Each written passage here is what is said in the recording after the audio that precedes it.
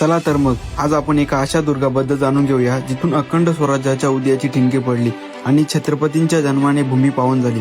शिवनेरी महाराष्ट्रात पुणे जिल्ह्यामध्ये जुन्नर तालुक्यात पुणे शहरापासून 105 किलोमीटर अंतरावर असलेले हे एक व्यापारी शहर. 1629 मध्ये जिजाऊ महासाहेब गरोदर असताना त्यांना शहाजीराजे भोसले यांनी 500 स्वार सोबत एका रात्री शिवनेरीवर पाठवले, सुरक्षेसाठी स्थलांतरित केले.